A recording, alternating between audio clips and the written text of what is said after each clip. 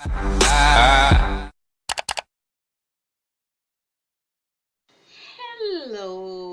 By the end of today's video, we will know how digestion contributes to longevity. As we approach 2 to 3 square meals in a day, it's very important for us to be aware and cautious about what, how, and when we eat. In some point in time, we become eager to know how long the food we eat takes before digest, which is 24 to 72 hours. But the fact is, digestion depends on the type, amount, time, and sometimes how well the food is chewed, and also based on the body in which the digestion is going to take place. I mean, based on the individuals. For example, the intestines require a certain amount of acid to help digestion, equally the stomach. One with the required amount will end up speeding digestion than the one with insufficient acid both in the stomach and the intestines. Let me make this clear. Whenever we talk about breakfast, meaning throughout the night we ate nothing, right? And first thing early in the morning we are breaking the fast.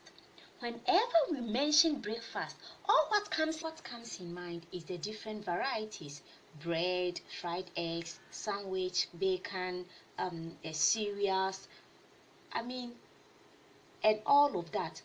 But most important is when we talk about breakfast, as it said, eat your breakfast like a king, right? Simply means, whatever settles in an empty stomach has powerful effect on the body.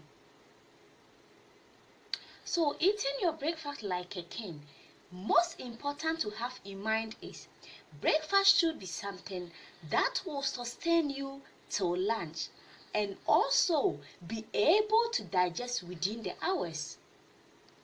Depending on the individuals, the activities involving in our daily basis will determine either the body will fully use the energy or end up in storage. In other words, some people become inactive or less active right after eating.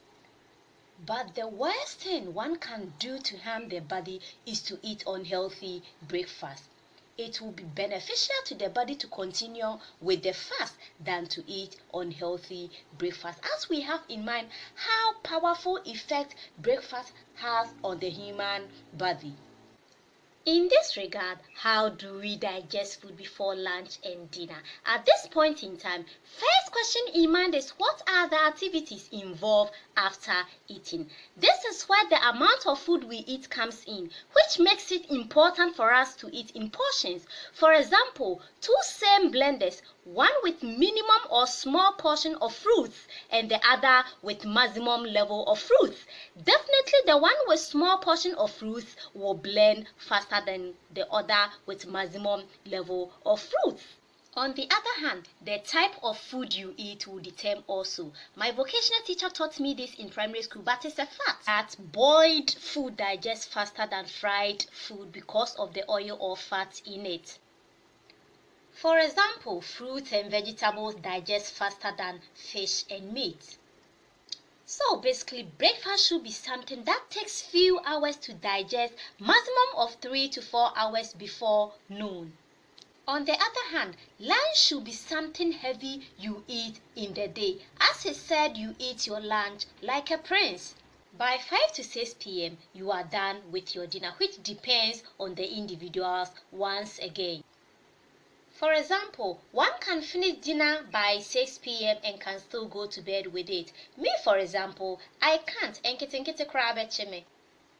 If you are in the same category with me, then by 5 p.m. you are done with your dinner, and by 6 p.m. you are done with either your snacks, fruits, or vegetables. Most important, your last edible should take minimum of 3 hours before bedtime. Moreover, others may eat late but still fully use with the energy supply and burn fat depending on the activities involved in the day after eating they do. However, we can still learn something from the Japanese. In the whole world, they seem to have high population of the aged, but on the greater part are women. I sometimes question myself if they equally have same tank we do. It sounds weird, right? You would understand if only you have tried most of their food. If only you have studied their history, you will know right from childhood they are taught how to chew well, how to eat in portion, in moderation, exercising with a goal of living long. With a few comparisons in Japan, based on most, they hardly promote toxics. Instead, they mostly eat freshly organic right from their own farms and to promote their culture. Whilst in most of our countries, we highly promote toxics and our culture are drawn. I can boldly say all our lands are filled with fertilizers and almost everything we use are full of chemicals. They eat healthy regardless the taste but the beneficials to promote their health, whilst we eat what's sweet in our mouth and dwell on how to achieve a tasty meal, not a healthy dish. And with their high population, they use less transport, mostly by cycling, walking, and best health care is given. With most of us, even with a walking distance, we go by car.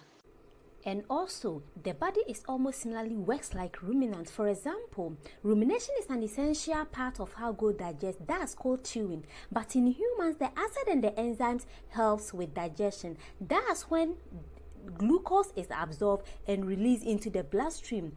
At this point, it's either immediately used for energy or stored to be used later with the help of insulin.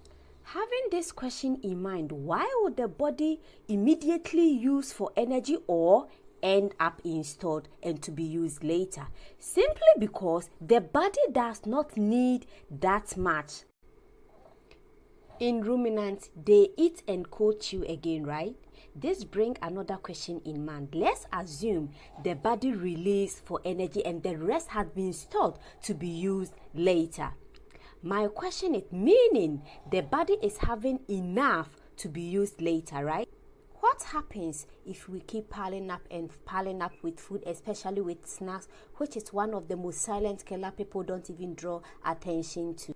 Why? Because it becomes burden to the body and also contribute to let the body to overwork itself when it's not eating at a specific correct time.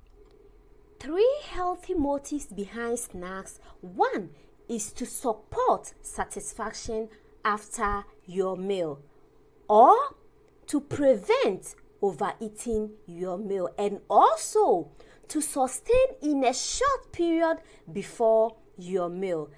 That it shouldn't be maximum of 30 minutes before your meal and maximum of an hour after your meal. The body is perfectly made and know its needs. When hungry or thirsty, for example, you can decide to eat sweets, drink juice, but still yet you feel you need food to eat or water to drink.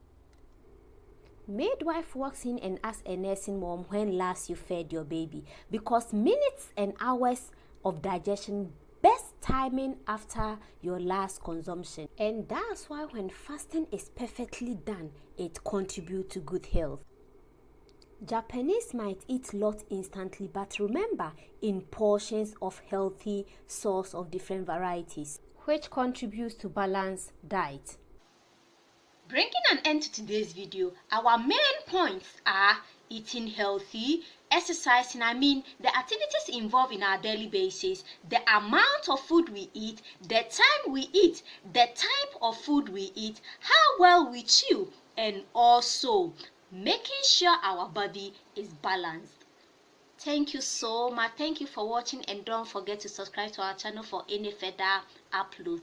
Have a wonderful and a blessed day. Bye. I do so with no ill will, but with enormous and enduring gratitude to have had the opportunity to serve the country I love.